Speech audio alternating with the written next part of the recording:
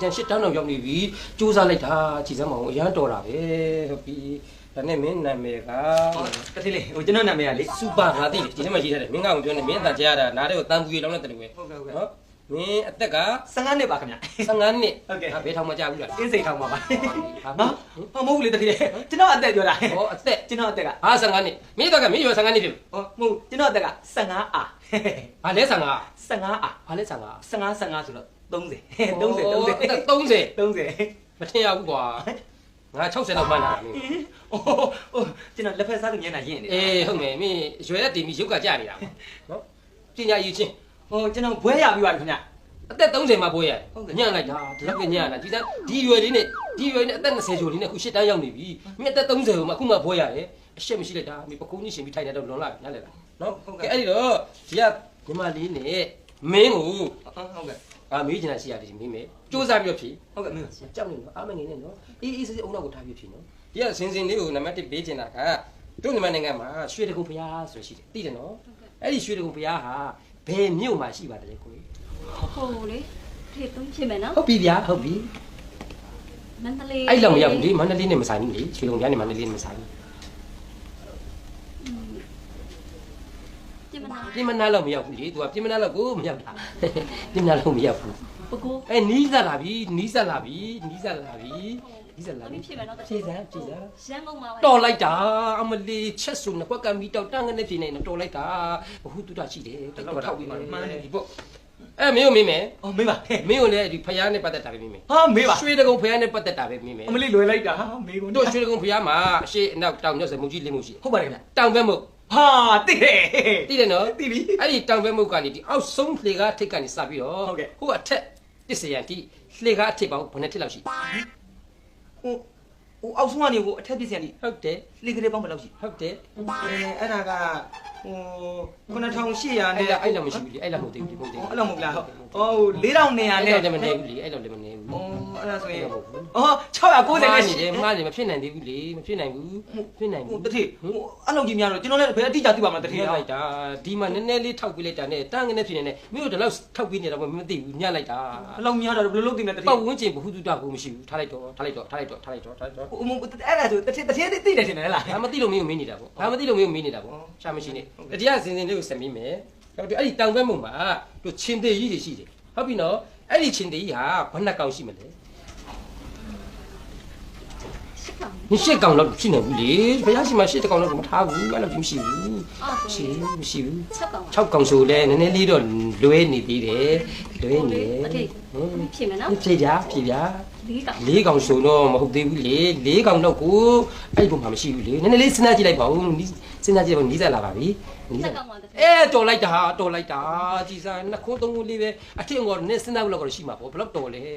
ဲဒါကြောင့်ဒီရွယ်လေးနဲ့ရှစ်တန်းဖြစ်နေတာတော်လိုက်တာအဲ့တော့မင်းတို့လည်းအဲ့ချင်းလေးနဲ့ပတ်သက်တာပဲမေးမယ်ဟာအဲ့ဒါလွယ်တာပေါ့တကယ်ကျေးဇူးတင်နှစ်ကောင်တော့မမေးဘူးတစ်ကောင်လေးမေးဟာပိုးလွယ်သွားပြီညာမေးပါရှင်းမနော်ပြေးမှာပေါ့အဲ့ဒီချင်းသေးကြီးမှာတွားဖဏချောင်းရှိချင်းသေးရက်တွားဟေးတွားဆိုတော့အပေါ်ကအဆွေနှစ်ချောင်းအောက်ကအဆွေနှစ်ချောင်းဆိုတော့၄ချောင်းအန်တွားကဟိုဘက်ဒီဘက်၄ချောင်းဆိုတော့၈ချောင်းဘေးကတရက်ကလေးနဲ့ဆိုတော့12ချောင်းအလဲသွားနဲ့ဆိုတော့12ချောင်းရ73ချောင်းရဒီကကွန်းသွေးစွန်းနေတဲ့သွားလေးရဆို14ဟိုတည်း14ချောင်း15ချောင်းလောက်တော့ရှိမှတင်တယ်နော်ဘာတွေပြောမှလည်းမသိဘူးကွာအဲ့လောက်ကိုမင်းရတာတကူမှကိုမဟုတ်တာကျွန်တော်ဘယ်လိုလုပ်သိမှန်းတည်းဟာဒီချင်းတွေသွားမသိဘူးမလားဘယ်လိုလုပ်သိမှလဲသိချင်သလားသိချင်ပါလေအဲ့ဒီချင်းတွေကြီးကိုဘသူတဲတာလဲတဲတဲ့သူသွားမိလိုက်ရင်တိကြပြီအဲ့လောက်ကလေးတော့တွေးမှာပေါ့ဒီချင်းတွေကြီးကိုဘသူတဲတာလဲဘသူလောက်တာလဲအဲ့လူကိုသွားမိလိုက်ရင်တိကြပြီအဲ့လောက်တော့ညာလေးကသွားပြီးသုံးမှာပေါ့ဟုတ်ကဲ့ကျွန်တော်မှားသွားပါတယ်တကယ်အဲ့တော့မင်းကိုပဲဆက်ပြီးတော့ဟာကျွန်တော်မင်းကိုပဲဆက်ပြီးတော့ဒါဆိုကျွန်တော်ဆိုလွယ်တာပဲဒါပြင်အဲ့ရွှေတကုံဖျားရဲ့တောင်ဘက်မှုမှာဖဏအပ်တဲ့ဌာနဆိုတာရှိတယ်သိတယ်နော်ဟုတ်ကဲ့အဲ့ဒီဖဏအပ်တဲ့ဌာနမှာတနေ့ကိုမနက်ကနေပြညနေမိုးချုပ်တဲ့ဒီယောက်ျားစီးကဗနယံမင်းကလေးစီးကဗနယံကလေးစီးကဗနယံလောက်လာပြီးအပ်တယ်လေဟာတတိအဲ့ဒါမဖြစ်နိုင်တဲ့မေးခွန်းလေးတတိဘာလို့ဖြစ်ဒီဖဏအတာဟိုမနက်ကနေဟိုးညအထိဟိုဒီလူတွေကဟိုတက်ဒီတက်ဒီစင်ဟိုတက်နေဘယ်လိုလုပ်ပြီးဖဏအဌာနလူတော့မသိဘူးတတိရဲ့ညက်လားမင်းညက်လားအဲ့နားမှာမနက်မိုးလေးနဲ့ထားပြီးစောက်ကလေးတုံနဲ့စရင်ထိုင်မှမိုးချုပ်တဲ့အထိဗနယံဆိုတာသိတာပေါ့အဲ့လောက်တော့ညံလေးကိုလွှာပြီးသုံးမှာပေါ့အတွေးခေါ်မရှိတာအဲ့ဒါကြောင့်မင်းဒီတက်30ရမှဘွဲရတာဟုတ်ကဲ့ကျွန်တော်နောက်နေ့ကျဖျားမုံမှာသွားပြီးအခုထိမင်းဘာမှမဖြစ်နိုင်သေးဘူးကဲစင်းစင်းလေးကိုတော့ဆိုမင်းတို့ကမိမယ်အဲ့ဒီဖဏအတဲ့ဌာနပဲမိမယ်မင်းရှိတယ်မိမှာဟုတ်ကဲ့ဖဏအတဲ့ဌာနပဲအဲ့ဒီဖဏအတဲ့ဌာနမှာဖဏအတိုင်ကိုလက်ခံတာ လူဘယ်နှယောက်ကလက်ခံတယ်လဲ ဖြစ်မယ်နော် ဟုတ်ပြီဗျာ 6ရောက်ပါ 6ယောက်ကြော်များတယ်လေအဲ့လောက်ကြီးမလူအပ်ဘူးအဲ့ဒီနေရာလူကအဲ့လောက်မလူအပ်ဘူးအဲ့လောက်မလူ အဲ့ဒါဆိုဖြစ်မယ်နော် ဟုတ်ပြီဖြေ လေး 4ယောက်နီးစပ်လာပြီ4ယောက်တောင်ထားပြန်ဘူးဟုတ်တယ်အဲ့လိုတွေးတာကွာမှအထုတ်ခေါ်ဘူးတော့ကောင်းတာ 2ရောက်ပါတယ်လေ မှန်လိုက်တာနှစ်ခါပဲထောက်ရတယ်မှန်လိုက်တာဒါကြောင့်ဒီရွယ်လေးနဲ့အသက်20နဲ့8တန်းရောက်နေတာတော်လိုက်တာအဲ့ဒီတော့အခုမေးတဲ့မိကုန်းနေနဲ့ပတ်သက်လို့မင်းတို့နှစ်ယောက်မှာမင်းကဘာမှမဖြေနိုင်ဘူးမေးတဲ့မြတ်မိကုန်းတွေကိုအလုံးမှတ်အောင်ဖြေနေတဲ့ဟောဒီကဇင်းဆိုတဲ့မိန်းကလေးကိုကိုကြီးရဲ့အတွေ့အမှု security ရာထူးခန့်လိုက်ပြီ ကိုကို စစ်တီကိုပြန်လာပြီခွန်လေးပြန်လာပြီထိုင် ပေါ်လိုက်တာကိုရဲ့ဒီလေစီရီအကုန်လုံးလေ shopping ထွက်ရကိုကိုရဲ့ဘင်းနိုင်ပဲနေပြီအကုန်လုံးဝယ်ခဲ့လိုက်တယ် ကိုအလုံးပို့လိုက်မယ်ကိုအလုံးပေးခဲ့လိုက်မယ် ဒီစီရီနောက်ပြကြိုင်မို့ကားမှစာရေးခံ ဟုတ်ပြီဗျာဟုတ်ပြီ ကိုကိုဟို company အတွက်လေဟိုလူရွေးတာ interview စာဘလို့နေလဲ သူတို့နှစ်ယောက်ကိုရွေးတာခွန်လေး ဟုတ်လား အဲ့ဒီမှာဒီဘက်ကကလေးကဘာမှမဖြေနိုင်ဘူးမေကိုလေးမေကိုလေး3ခုမိတာတစ်ခုမှမဖြေနိုင်ဘူးဒီဘက်ကကလေးမလား3ခုစလုံးမှအောင်ဖြေနိုင်တဲ့တွေ့ကိုရဲ့အတွေ့အမှုစက်ကိုတီရာလူခန့်လိုက်ပြီ သူ့ကိုခန့်လိုက်ပြီလား okay တော်တော်ညံ့တာပဲ ဟိုကျွန်တော်ညံ့တာမဟုတ်ဘူးကျွန်တော်ကိုခက်တာတွေမေးပြီးသူကျတော့မှန်တာလေလွယ်တာလေးကြီးမေးတော့ तू ကပြေးနိုင်တာပေါ့မမလေးကျွန်တော်တနာပါဗျာ အေးပြောပါ ကျွန်တော်လေဒီအလုပ်ကိုလုပ်ချင်လို့လေဒီမှာကျွန်တော်ရှောက်လာတင်ထားတာ3နှစ်ရှိပါပြီမမလေးအခုမှကျွန်တော်လှည့်ကြတာကျွန်တော်မလေးအညာကနေလာတော့မမလေးအဖေကစေယုံတင်ထားအမေကနေမကောင်းအဖိုးကလေဖြတ်အဖိုးကခြေတော့မတန်းပြီးတော့ကျွန်တော်မလေးကလေးက9ယောက် 9ရောက်တော့ဟေးရ ကျွန်တော်မိမဘိုက်ခွဲထားတာ12ခါရှိပါပြီမမလေး ခါစနခါ ဒီလုံးမမလုပ်ရင်လေကျွန်တော်တို့မိသားစုကဒါတော့မမတို့မမလေး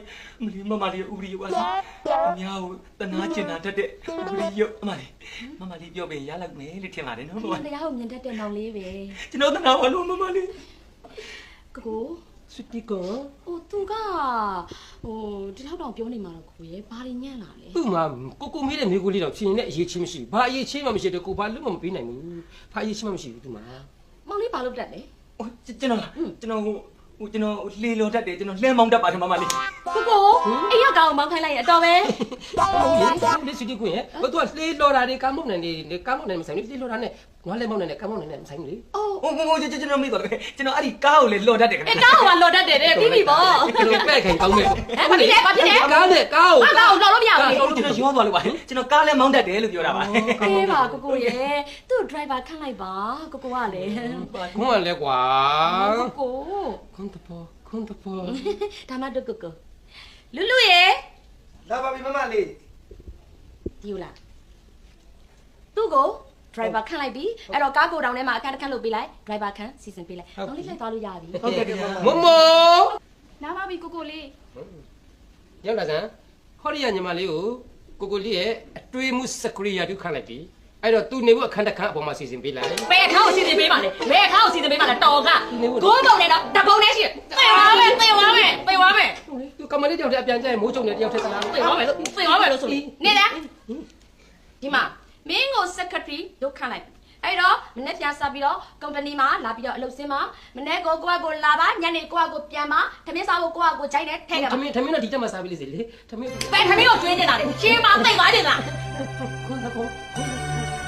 ကိုနော်